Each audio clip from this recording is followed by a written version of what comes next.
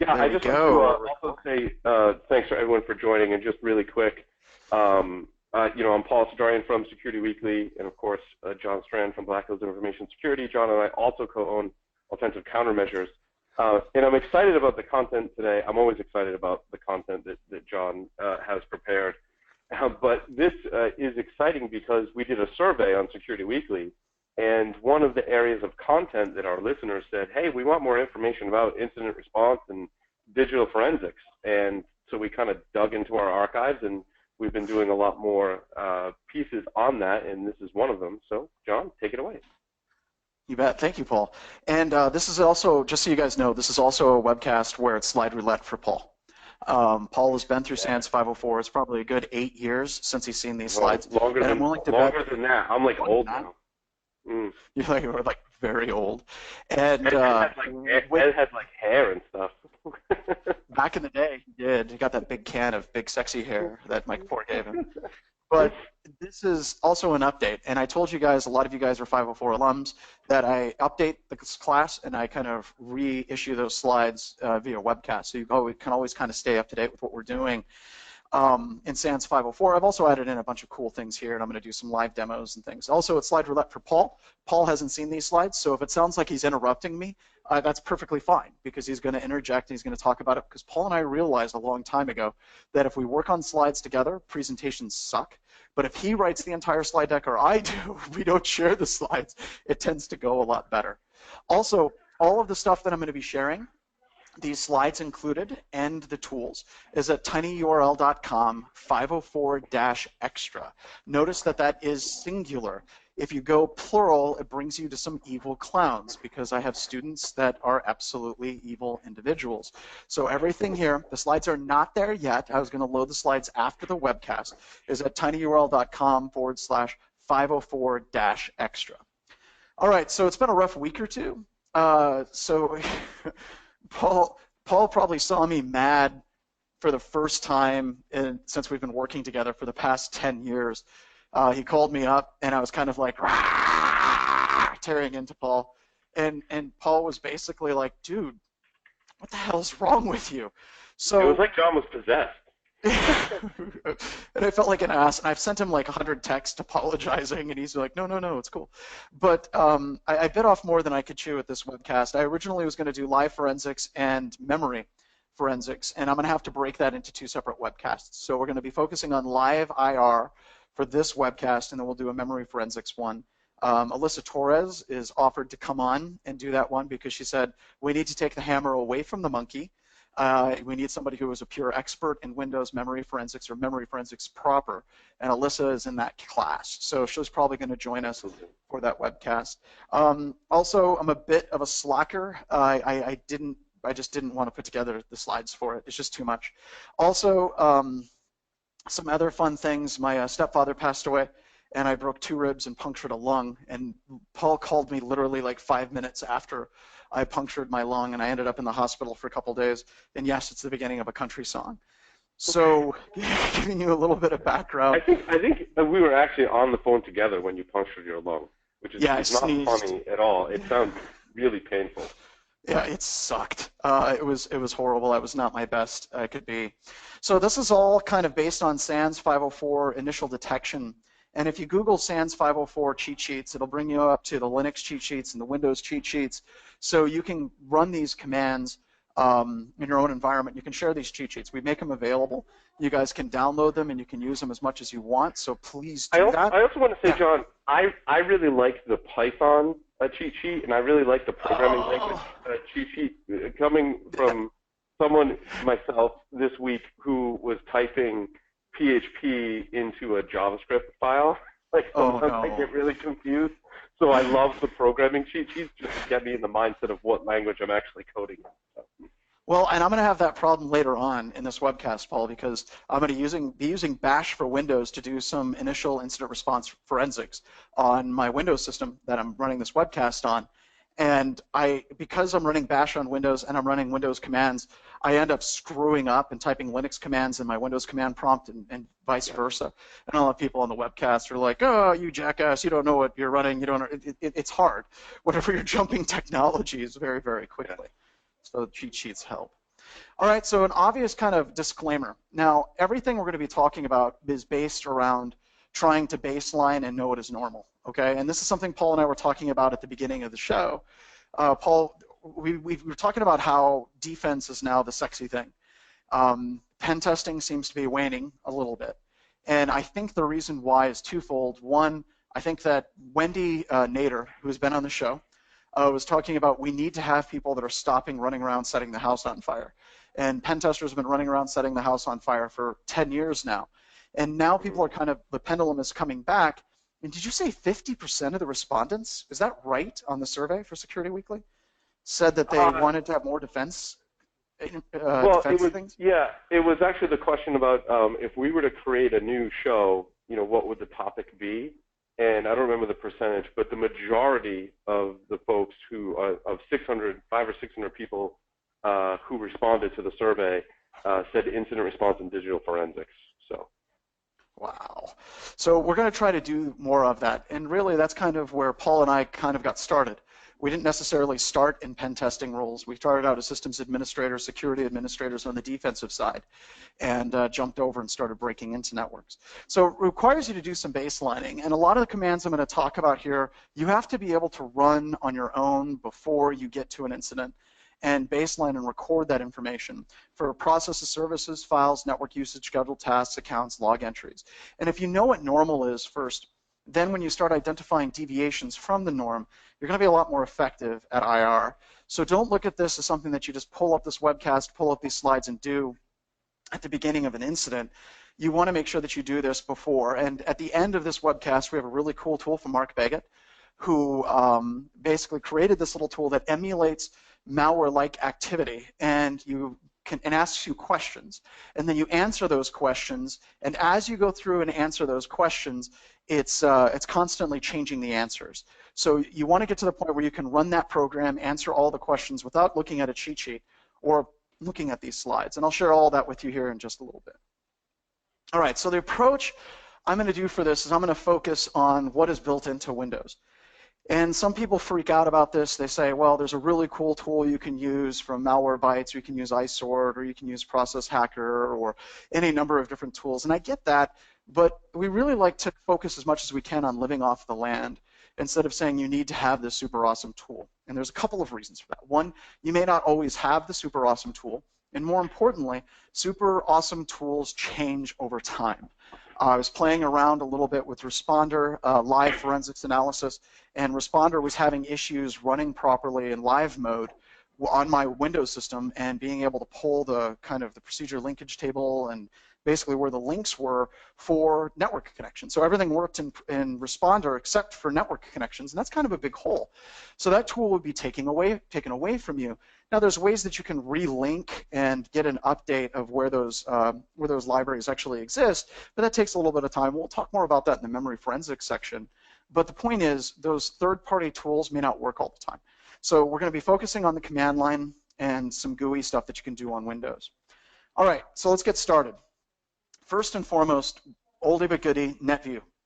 The reason why we want to look at NetView is because we want to see what shares are basically defined on the system that we're doing analysis on. So if you think that a system is compromised, one of the things I'd really like to focus on is the network connections, the shares, the connections that are made to other Windows systems, and what shares are available on that system. Why?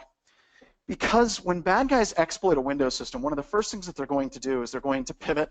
They're going to find other Windows systems, so we can look at those connections with net sessions, net use, look at net BIOS space minus capital S, and we can see who that Windows computer system is communicating with. Because it's not always a single contained incident on a specific system. It's always reaching its tentacles all around the entire organization, much like, Japanese anime.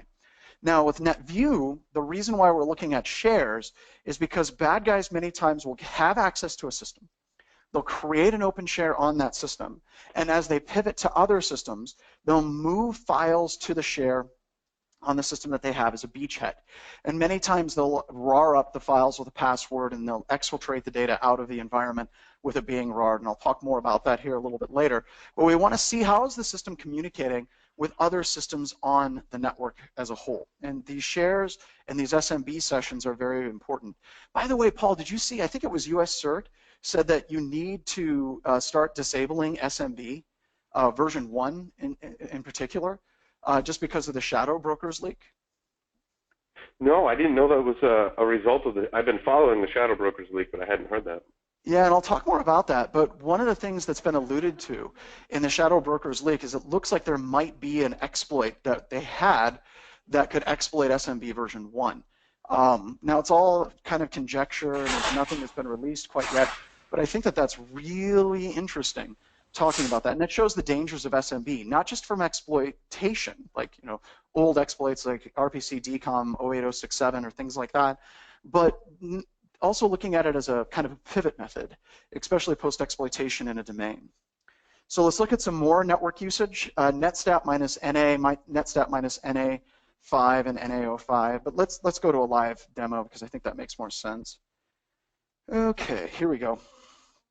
So I renamed my terminal checking for malware, and I just conveniently have Netstat minus NAOB, all right? Now, the B is important. The O gives us the process IDs, but the B is important because it's also going to give us the executables that are currently running. Now, on this system, I also have a little netcat listener because it's impossible for me to do anything without using netcat, just because it's such an incredibly useful utility and all of its cousins are great. But this is great for demonstration purposes. But I have a netcat listener listening on port 2222, and I'm executing cmd.exe if somebody makes a connection to that. Now that's a listener, okay? I'm going to talk about reverse connections here a little bit later, and I'll show you an example of reverse connection going to a blacklisted IP address here in just a few moments. But we've got our backdoor listener running, and I run netstat minus NAOB over here, and it just dumps a ton of information. So if we go up to the top of the information that was dumped, it's going to start out by giving us the various ports that are open. Anytime you see 0.0.0.0, that means that that service 22 or that port is open for any system that is on the network. And believe it or not, Windows 10 now has an SSH service. Many installations of Windows 10 will have SSH, which becomes an excellent backdoor once you have valid user ID and password credentials to be able to access Windows systems remotely. And yeah, you can SSH into my box, user ID and password, you're in like Flint.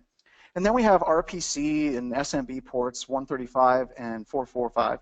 And then we have VMware because I'm running VMware. But you can also see the 2222. Let me highlight that right here. Okay, you can see that we have 2222, and it's associated with nc.exe.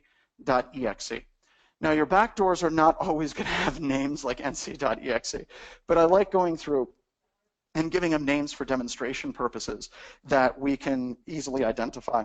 So you'll have to do some homework as far as what these various executables are. But you can see that I have a backdoor listener on port 2222, and it's running nc.exe. Now we're going to dig into this more with running a few more commands on the Windows command line and using some third-party utilities, one of them written by Ethan from BHIS as we progress. But you can see that we can see a lot of information, what ports are actually running on a number of different services. And then if we scroll down, you can see that we have remote connections open. You can see that my local system has remote connections opened up to a whole bunch of weird sites online. So we've got tons of things. And I've also noticed over the years that Windows is getting progressively noisier and noisier and noisier all the time with its outgoing connections. And this becomes difficult whenever you're looking at those IP addresses that it's making outbound connections to start separating the wheat from the chaff. Like what is interesting, what is Microsoft services doing, what they're doing, and what is possible malware that is making connections outbound out of a system. And we'll talk more about that as we go on. Also, looking at the firewall rule sets is important because if a bad guy needs to get something out of the environment, they'll disable the firewall possibly, especially for outbound connections. So looking at the firewalls. But we found, by and large, Paul, I would say it's very rare, like 5%, maybe 10% of the organizations we test actually have their firewalls enabled on local hosts on the inside of a domain. We just do not see that hardly ever at all. Yeah, right. It breaks too much. It breaks too much stuff. Well, it does. It does. But it's one of those things. We talk about new defenses. We really need to. Get that better. All right. So we can also look at tasks that are running, and I'm going to show you more of what we can do with task list here in just a couple of seconds, and WMIC is the other one that I'm going to be looking at. In specific, we can pull things like process IDs, we can pull parent process IDs. So what process spawned a specific process that you're looking at? Was it invoked through explorer.exe? Well, if its parent process was explorer.exe, that could be a good indication that a user had to double click it and actually interact with it. Is it spawned from Chrome? Is it spawned from, let's say, an update service for Java updates or Flash updates or things of that nature? Looking at that parentage can be important. And try to tie together what is the root cause of the actual incident. Then we have command line options. Now, command line options are awesome. You can pull these from memory. With recall, you can do DLL list, and you can give it a process ID. And it'll show you the command line options that were utilized for starting this particular process or this service. So let's go ahead and let's take a look at those in a little bit more detail. All right, so we saw that my Netcat listener up here, here we go. My Netcat listener is listening on port 2222, and you can see its process ID. Now we have the 2032, that is the process ID associated with this particular bit of malware that I'm running on my system.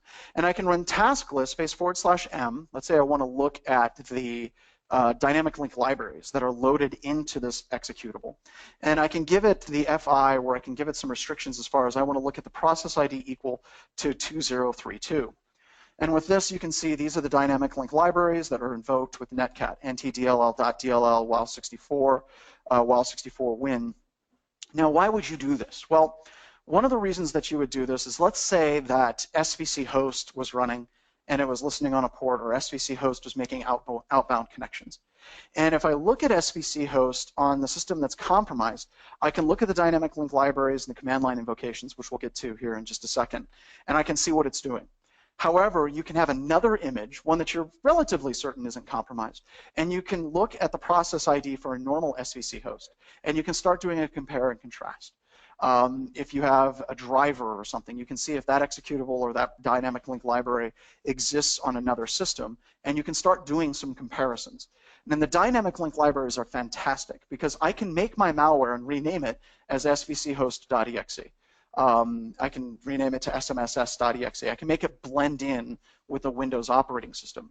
But being able to do that compare and contrast, actually look at the dynamic link libraries, is a little bit more difficult. Now, just to be completely honest, there is malware that will dissolve itself into existing processes. There is malware that will inject itself into existing dynamic link libraries, and that's absolutely the case. But we have to start someplace when we're doing incident response. And I like to start with network connections, and I like to back up. And like 95, 98% of the time, that's going to work well for you for most malware. Now, there is more advanced malware that uses DNS. There's advanced malware that actually uses ICMP and stateless-based protocols. Well, we can talk about that in other webcasts. There's all these ways to avoid these things, but we're starting with the biggest bang for the buck. We want to start with, network connections that are being made. We want to look at the executables. We want to look at the dynamic link libraries associated with those executables, because those dynamic link libraries are kind of a fingerprint for the executable. If you have malware like Netcat running, it's going to use a certain subset of dynamic link libraries that other processes will not be using. So let me show you kind of how that looks whenever I unrestrict it. So let's do task list /m by itself. And now it's dumping all of the executables in the system and all the dynamic link libraries. And you can see that each of the executables gives you different types of dynamic link libraries. And like I said, that can be used as a nice little fingerprint for each one of the executables that you're using. So that's cool. Now the next one, if I want to pull the command line usage for a particular process, once again, we have the Netcat process that's interesting to me. And I can use the FI, and I can give it a process ID of my Netcat executable, which on my system is 2032. Now I can take that process ID, and I can run that through WMIC, Windows Management Instrumentation command line, and now I can see the actual command that was executed. So I have Netcat listen on port 2222 and execute cmd.exe when someone connects to it. Now, please understand that Netcat is just a nice little sample piece of malware that I can stand up, and I can shovel shells, and I can listen on ports. It's great for articulative purposes, but the process would be the same. when you're looking at other malware and other processes that are being invoked in your environment. Now let's talk a little bit about base64. I think I'm all by myself with my love for Microsoft Windows Bash, but it is absolutely fantastic. Let me show you something here. So let's say that I've got a base64 string, and you can usually identify base64 encoded strings by looking at what character sets are being utilized and then looking for like equals equals at the end or equals at the end, and that's because base64 likes to pad out so it's consistent boundaries. So that's what you'll see with those equal signs. Those are boundaries that are being utilized. Now this is a Windows system, and I installed Bash for Windows. It's very, very easy. You can install it from the command line. It's a couple clicks, and it's actually installing it as like a Windows package. And built into it, it's got a lot of Bash utilities. And I'll come back to this here in a little bit. Like, for example, I didn't feel like installing full Python on my Windows system, but lucky for me, I've got canonical Bash, and I can basically use the Python utilities as though I'm sitting on a Linux system against Windows output. So in this example, I've got a base64 string, and I can echo that through base64 decode, and it comes back and it says base64 encoded malware, which is what that base64 encoded string actually means. So you're getting to the point now where you don't need to jump back and forth between your Windows system and your Linux system or install a bunch of tools for Windows, because we have found over the years that many of the tools that exist on Windows, like if you try to download hashing utilities or base64 utilities for Windows, sometimes these utilities get a bit flaky, and that has a lot of reasons to do with different versions of Microsoft Windows being handled differently, and the tools are not installed properly, and they're janky tools that are free and open source to begin with. When you're using real Linux tools, like using Bash for Windows, it actually gives you a really awesome palette of tools to work with. So kind of a way that we can actually work within the Windows environment, but actually use the Bash environment from, of course, the people that bring us Ubuntu to do these different types of encodings. So let's go through and let's talk a little bit about blacklists. So if I was looking at my Windows system, I have my backdoor listening, and I have a command prompt over here, and I run that netstat command, netstat NAOB, there is a lot of information. In particular, a lot of systems that my computer is communicating with, communicating outbound, okay?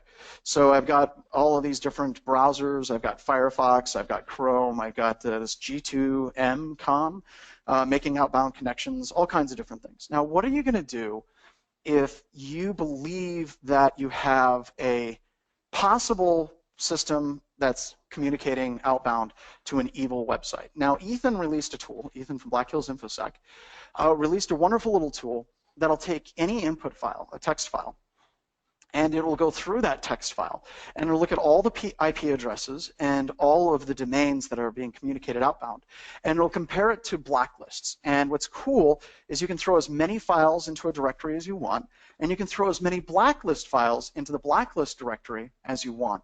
And you give it the input parameter of what is the blacklist directory, bad list is my directory up top, and check is the directory of the different files that I want to check.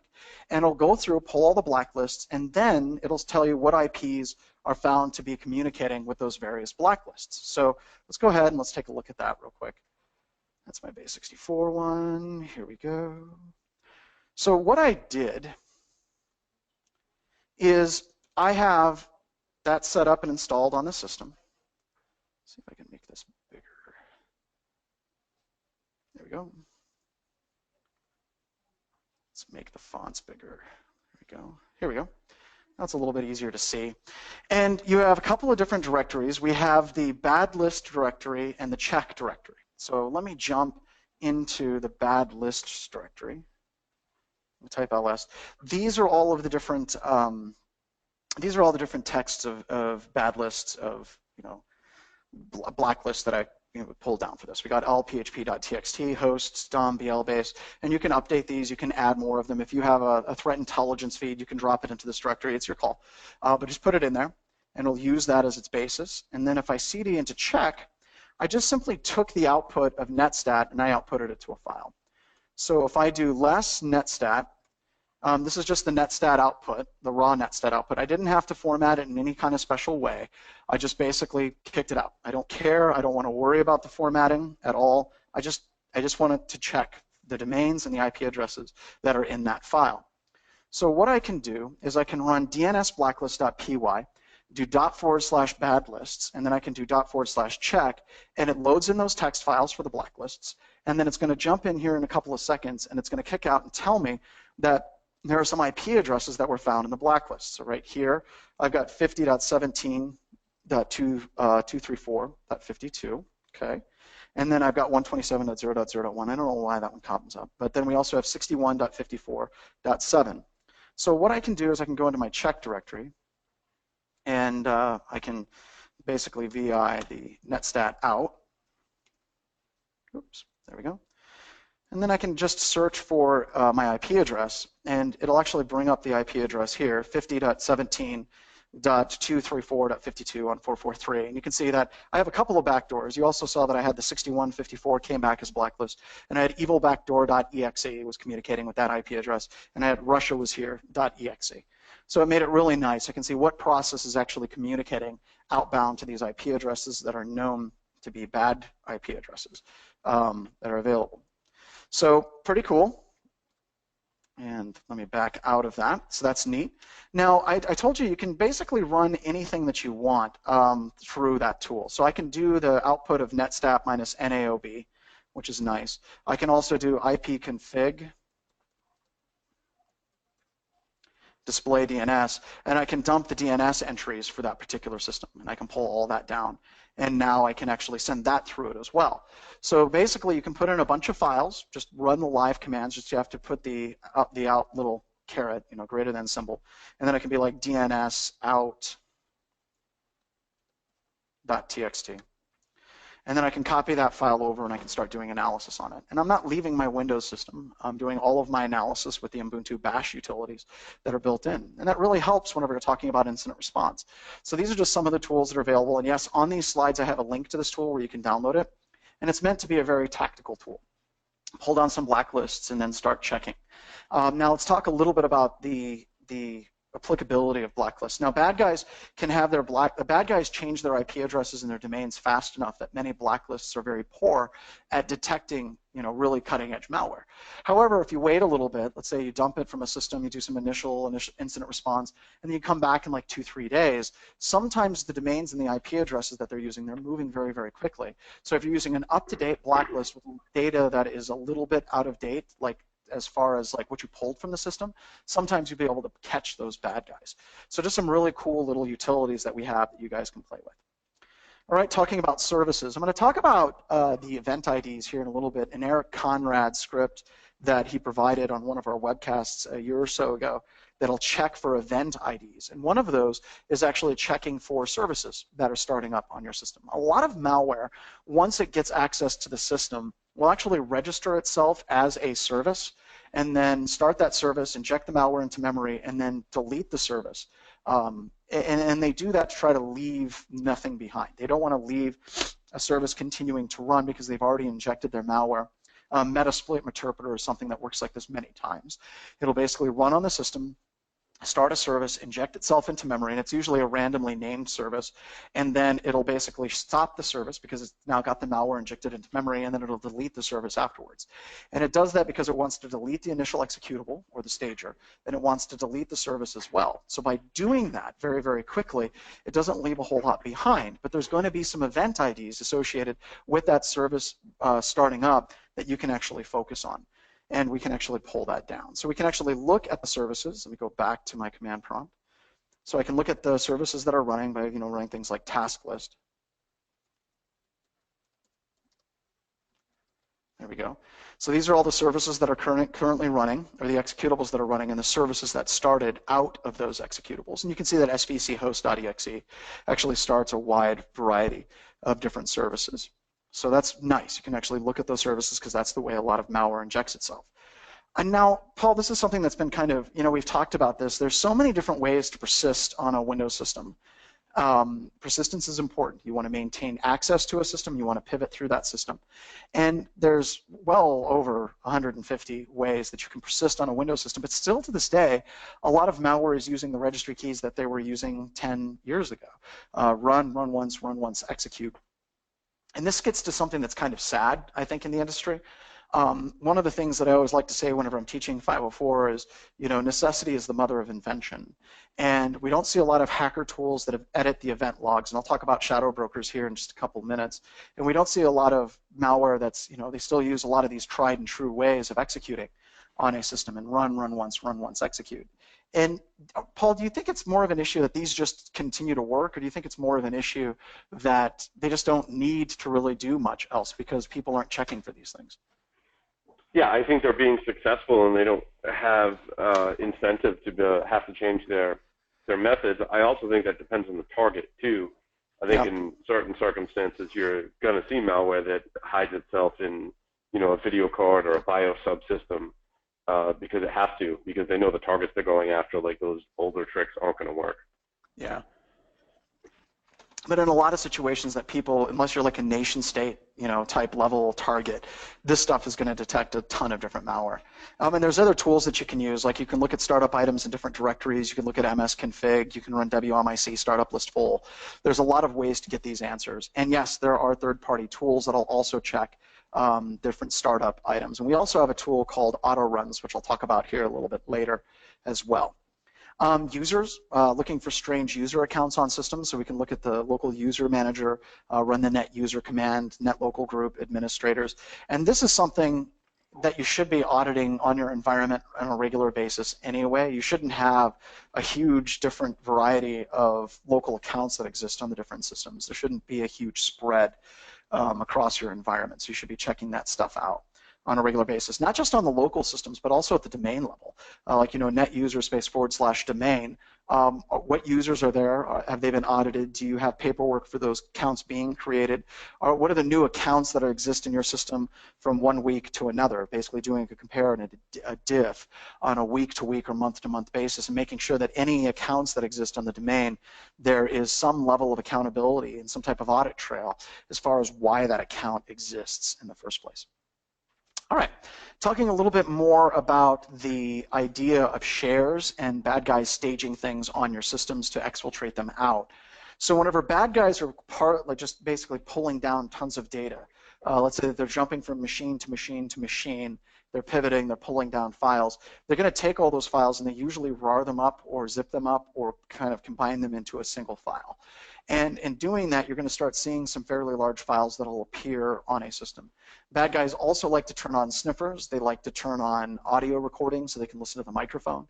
So you're going to see some larger files that appear. Now, this doesn't mean that every single file that appears on your system is an evil file. But what it does mean is you need to at least be able to audit and understand what the normal large files are on your computer. And you can change the size of the files that you're searching across your environment. And this is also one of those things when we're pen testing. A lot of times, Paul, you were talking about looking for passwords. We were talking about webcasts to defend against pen testers. A lot of times we'll find database backups, and we'll actually pull those database backups down, and we'll do analysis. So this is something that you want to do, not just when you think you've been hacked, but do it before you've been hacked, and see if you have any shares that you have database files or backup files that everyone in the company can access, and a bad guy could potentially pivot to and pull user IDs and passwords out of those database files and access some really sensitive resources in your environment. So looking for those large files is pretty critical as well, just kind of seeing it. Now, if you start seeing large RAR files and shares, yeah, it's probably time to start panicking at that point. Looking at scheduled tasks that are running in the future, this is one of those things that's becoming less and less applicable, but Paul and I are joking a lot that we're getting old. We're not quite Jack Daniels old, but I think that Jack, to you and me, Paul, makes a lot more sense as we get older, right? We used to think that he was just a crotchety old man, and now we're sounding a lot like Jack whenever we're talking. But back in the day, when we had to, ride bicycles to generate electricity for our computer systems, if we wanted to schedule a job in the future on a Windows system, we'd use the @ command. So you could basically run @ the program you wanted, and then when you wanted that program to run. And you could view the jobs that were scheduled to run with the @ command as well. Now, a lot of the grizzled old administrators over the years, they still use the @ command because it's just what you used. You kind of use what you're used to using, and there's not a whole lot of incentive to actually change, right? And you can yell at the young kids to get off your lawn. But the problem with that is whenever you're looking at Microsoft, Microsoft is a collection of drivers and it's a collection of different commands, and a lot of these commands are basically replaced by other commands. So you have Event Query was replaced by Windows Event Utility. You have PowerShell has been added on. You can do a lot of things with cmd.exe, but PowerShell is incredibly powerful. You have COM+ capabilities. But with Windows, whenever they have jobs that could run in the future, you used to have the @ command, and now pretty much the default way of doing it is scheduled tasks. Now the problem is, if you're an older administrator and you didn't know about scheduled tasks, @ is going to work just fine for you for most of what you do. Scheduled tasks is far more powerful. But if you just run the @ command, it's not going to show you the commands or the jobs that are running in the future with scheduled tasks. And if you look at the work that Casey Smith has been doing, Subt, is basically a lot of his AV bypass, whitelisting bypass, a lot of his techniques for advanced malware detection utility bypass is basically finding these different tools and these different utilities and basically getting them to execute programs in ways that they haven't been executed in like 10 years in some situations. So that becomes a problem for us. We've got to make sure that we know how to ask the same question in multiple different ways. Because if you follow the research of somebody like Subt, you can actually run malware in a variety of different ways, get local privilege escalation in a variety of different ways. And that means that we as administrators and defenders need to be flexible. We need to be able to ask a question in multiple different ways to get the same answer. It's not the issue of being able to find the best tool, but it's being able to ask the question through multiple tools to be able to get to the answers that we look for, that we need. And what you're really looking for is discrepancies between two separate things. So I was talking about Event Query on the last slide and Event Util on Windows. We can actually look at the events and dump the events off of the system. And here in a little bit, I'm going to share with you a script, once again, from Eric Conrad, a PowerShell script, that will automatically look through your system and find indications of malware by not necessarily scanning for blacklisted files, but looking at the events that actually trigger. And I'll break down some of those key events here in just a little bit. So here we go. So this is a script, and it's at the tinyurl.com/504-extra.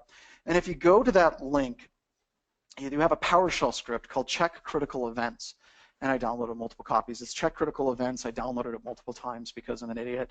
But in this particular script that he released on one of our webcasts in Security Weekly a couple of years ago, it'll actually go through different event IDs, and it'll actually see if those event IDs were triggered on the local system.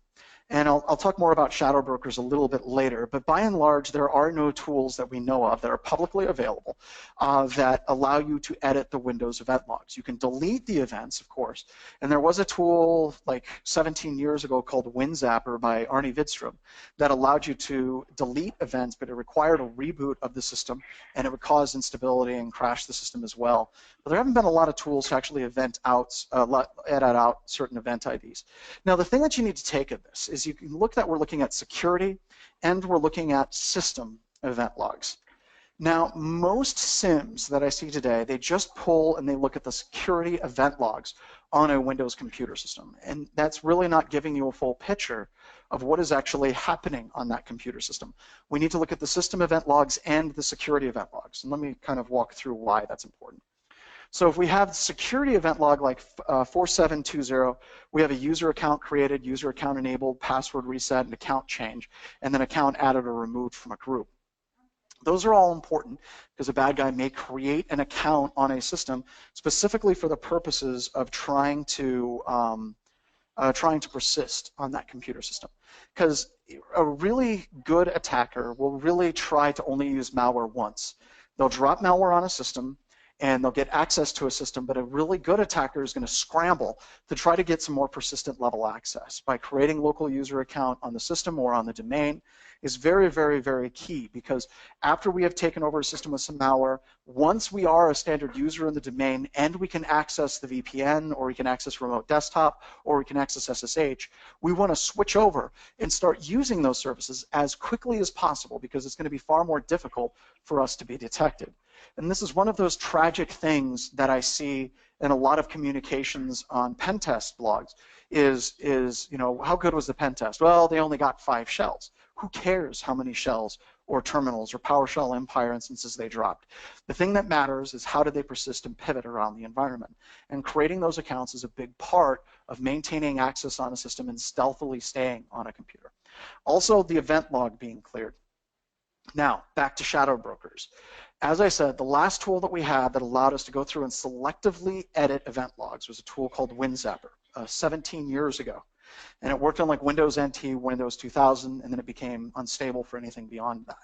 The reason why editing Windows event logs is so difficult is because the files are locked, and you have to basically inject into memory and start modifying them in the service itself.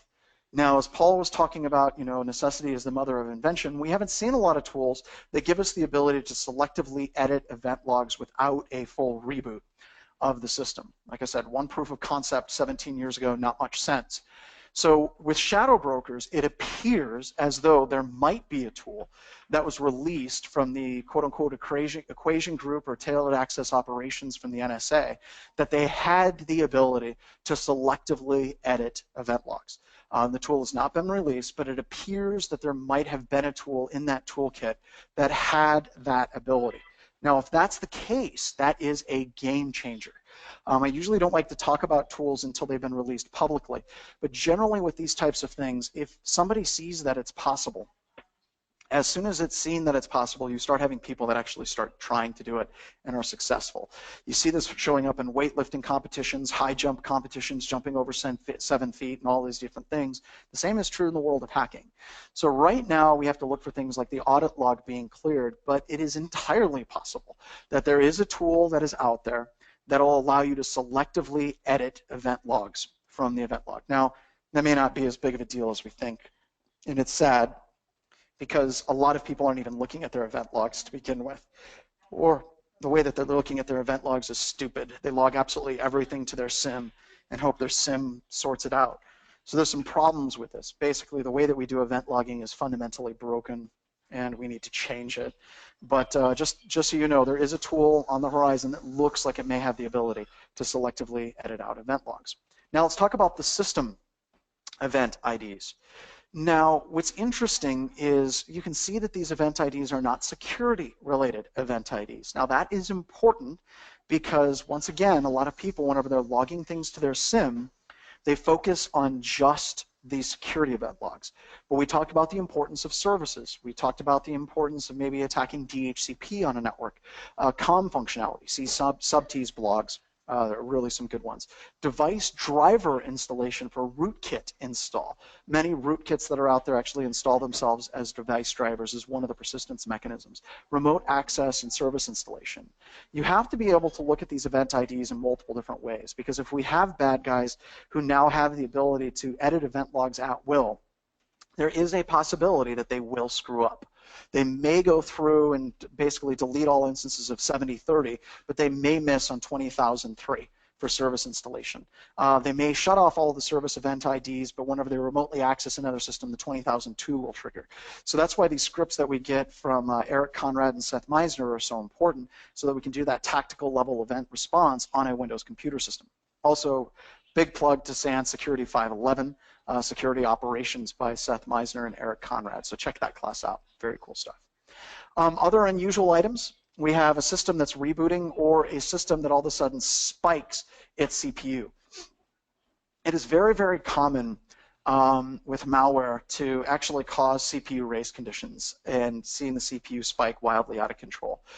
For a while, just using Metasploit as an example, if you did a Metasploit attack, let's say that you exploited with PSExec or you tried to exploit with 08067, whatever exploit it was, and you basically set it up as a reverse connection back to your system, it would spawn up the interpreter, and then it would try to make a reverse connection back to the attacker's machine. Now, whenever I was teaching 504, we would have students that would have IP tables running, and they would exploit a system, have it reverse a connection back, but their firewall would stop the reverse connection. And what you saw in some different versions of Metasploit Interpreter is it would crash the victim's computer system because it would spin the CPU up at 100% because it couldn't make the reverse connection properly because the firewall was stopping it, and it would just basically die.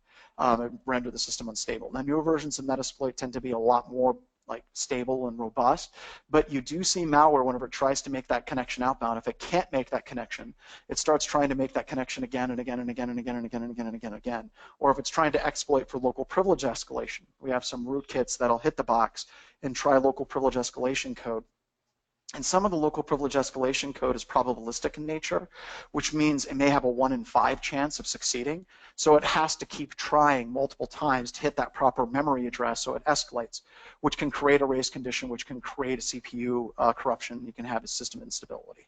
So yeah, you might see your CPU spike at 100% and stay there for a long period of time. All right, there are other tools out there. Once again, I wanted to focus on the tools that you would generally see on a Windows computer. That you would have available to you. So we have those we're focusing on that, but there are other tools, Process Explorer, Process Hacker, Center of Internet Security Template and Scoring tools. Tons of them are out there, so go download them and play around with them. But I don't want you to get into the trap of finding what is the best tool. I'm sure that we have a comment somewhere where someone says, well, there's an amazing tool that I have that does all of this. That's great. That's awesome. That tool will be here today, but it may not be there, a year from now or 2 years from now. So you need to have these skills to be able to run them at the operating system level. And that kind of gets back to we shouldn't trust the tools that we're using. Being able to ask a question in multiple different ways is a good thing. And yeah, that includes third-party utilities as well. So you can do these things, but if you have something where a third-party utility says there's malware, being able to kind of cross-reference and check and dig deeper from the Windows command line is an essential skill. And if you're interviewing for a job with somebody like Paul and myself, who are crotchety old men, and you're like, well, I'm really good at running this tool, like Mandiant Redline, that's awesome. Can you do that same thing live at a command prompt? That's the difference between getting a job and not getting a job. So we have a cheat sheet that you guys can kind of play around with where we kind of hit a lot of these different things. And I gave you all the commands that you can go through and you can play around with this. Stuff that we did, like netstat -L, listen on a port, and run NAO and NAOB to see the backdoor listener. Looking at the tasks that are running and looking at the services that are running that exist. So these are all there that you guys can play with. Like I said, I'm making part of SANS 504 open to you guys for free. Because it's important to kind of highlight the incident response capabilities of the class. But I want to go to the end. All right, so we have a tool. Now, this is created by SANS senior instructor Mark Baggett. And Paul, I think it's safe to say that Paul is one of our favorite people. You were talking about the Python cheat sheet that Mark in the SANS Institute released a while ago. And the work that Paul does, or not Paul, no, Paul does good work too, but Mark does, is extremely sublime. And I think in a lot of ways it's underrated, or it just kind of flies under the radar. But the things that Mark has contributed, like he talked about rootkits and the application compatibility toolkit. He's got all kinds of different initial ways to find AV bypass using tools like MSF encode and MSF payload years ago, before anybody else were using those utilities to bypass antivirus engines. He's a fantastic pen tester. He does some work from BHIS from time to time, and we're absolutely honored to have him kind of supporting our team when he does. So he wrote this little utility for me. I think I got it right around my birthday. And what it does is it basically starts up different services and processes and backdoor listeners, and you have to answer the questions. Right? So whenever you run it, I'll show you real quick what it looks like. Here we go. So I'm going to kill my netcat listener here. And it says shut off your firewall, so I'm going to shut off my firewall.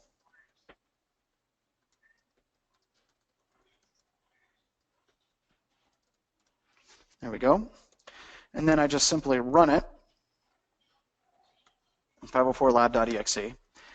And it says, hey, open a second command prompt as administrator, run netstat -NAO on your computer system, hit enter, and it says, okay, starting a TCP backdoor, what port is it listening on, right? So if we have another command prompt over here, and I run netstat -NAOB, there we go. With netstat -NAOB, let's see if we have any interesting backdoors. Well, here we got a PowerShell program that just started up. So I copy that over, and I paste it over here. It says, congratulations, you did that. Oh, no. Did I say what port it was listening on? I thought I got that. Maybe I did the wrong one. There we go. Well, maybe the backdoor isn't working. It should be this one. Let's try that again. I love it whenever my demos absolutely blow up. Everything was going so well. All right. Well, it might be a little bit mad just simply because I've been running a bunch of things on this computer. But what it's going to do is it's going to ask you questions, and you answer those questions. Okay, so what is it listening on? What's its process ID? What's the parent process ID of the backdoor? And what's weird is I'm typing and talking at the same time. I probably missed something stupid, and people are telling me what I did wrong. Hopefully that's the case. But you run this, and you answer the questions associated with the executable. And it's going to ask you like 10 questions. And you should be able to answer these questions, not unlike me. And you should be able to answer them relatively quickly and cleanly. So the big commands that you would use to answer these questions are the netstat minus NAOB. Let me show you that one. That'll show you the process ID. And then for command line invocation, you can actually pull the WMIC process where name equal or where process ID equals. And then you can get the process ID, and you can get the dynamic link libraries, and then you can connect to it using netcat. So we're providing this executable for you to practice with, and I'll stop sharing and play around with it. But I've had a lot of backdoors, and I might have 2 instances running too. That's probably what it was, because I went through this earlier to make sure everything was working, but demo hell, right?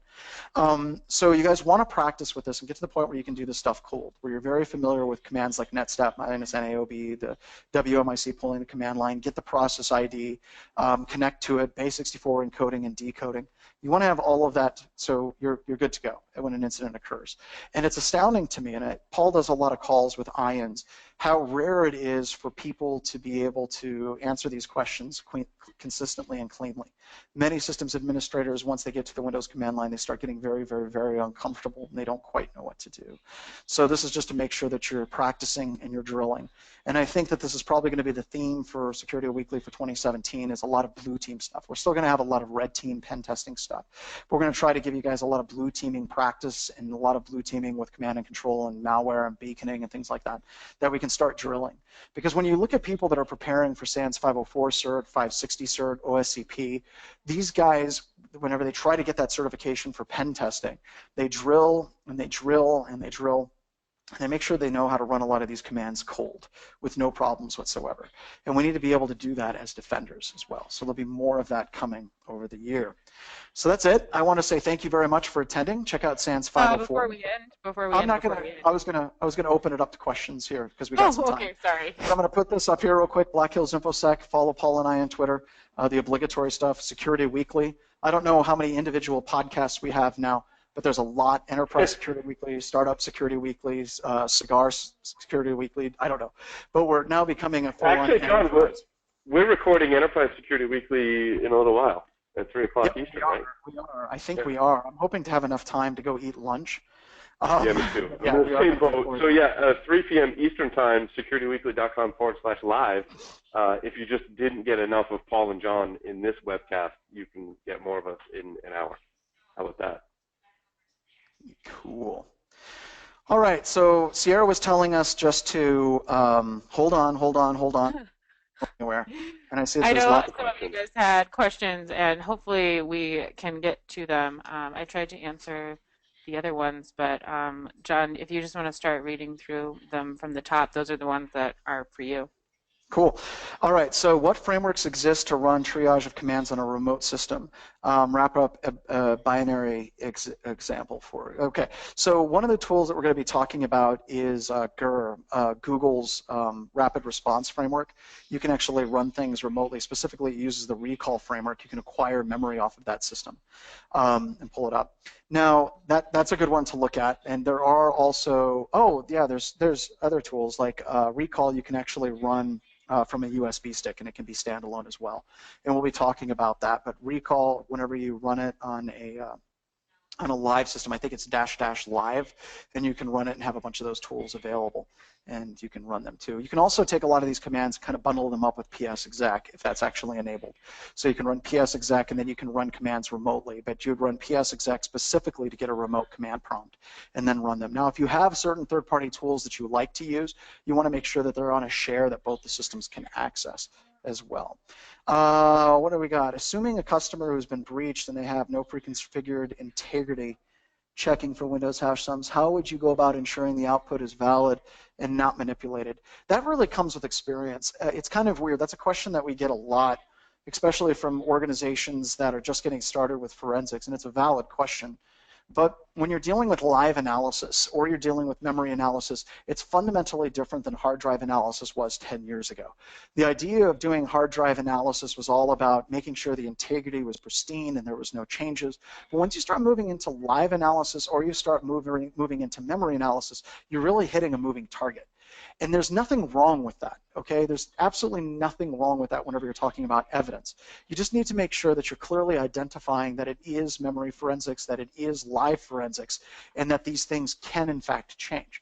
You know, you're still going to want to go through in your output files, and you're going to want to hash any of the output files as well.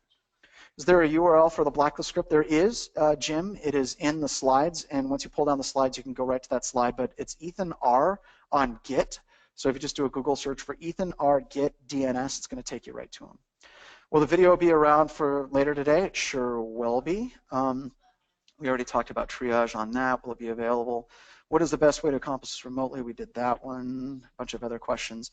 PDF on pen testing topics. Yep, we've got that. Looks like a lot of these have already been asked. You might want to uncheck your show answered questions. Sorry. Okay, let's do this. Boink. There we go. Is there an event log for putting an interface into promiscuous mode? Not that I've seen. That actually shows up. Like on Linux, there absolutely is one. And even a chance you'll do an intro to GER. Yes, we will be doing that. But right now, Jordan and Kent are installing the lab down at the Black Hills office in Rapid City, so that we can start doing large-scale enterprise-level webcasts and share that without having to share customer data. Do you happen to know the name of the old webinar where John and Paul were talking about pen test checklist? Skunk your pen tester. Pen test. That's funny, Paul. If you go to Strand.js Gmail on YouTube, we have over 100 videos there. All of our old webcasts are there. The ones that you're looking for are pen test preparations in the title, or Burn It All, the new security fundamentals. So that's Strand.js Gmail. Paul, we have another one for us. Would love John and Paul's thoughts on Russian report they released blacklisted IP addresses. They change so frequently. They do.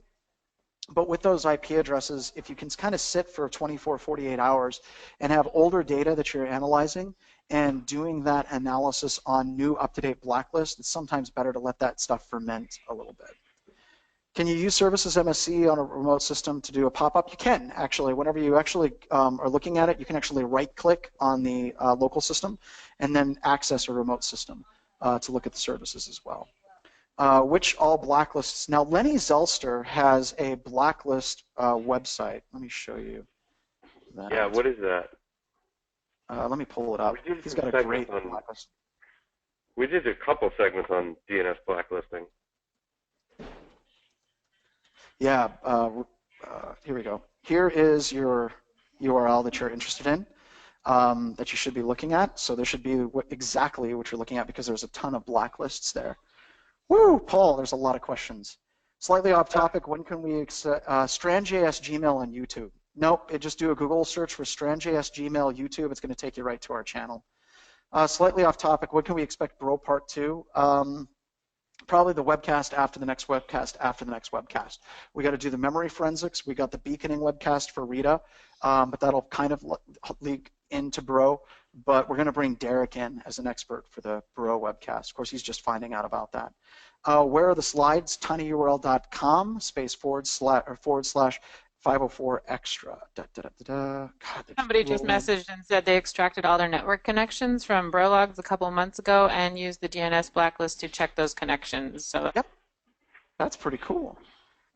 What is the safest way to get administrator prompt for running these commands without exposing admin creds? You're going to have to type in admin creds at some point on that local system, so you're going to have to be careful about that. And Mimikatz Keyscan can actually pull that down, so be careful. Can you add entire top-load domain to the blacklist file? You can. You can actually put in domains, and some of those blacklists are domains. Does it only parse net? It can actually parse any output. If there's, Derek, if there's IP addresses or domains in the file, it'll automatically extract those IP addresses and those domains. It doesn't have to be structured, which is a really cool feature that Ethan baked into it. What all blacklists does it refer to, Stefan asked? That actually is every single blacklist that is downloaded in that directory. So you can go and you can download your own from Lenny's site and do some analysis. In light of potential ability to delete logs, is that plugin or event forwarding? Yeah, I would say that actually having a syslog forwarder is actually more important, but we don't know how the tool works from chatter brokers in the equation group or TAO.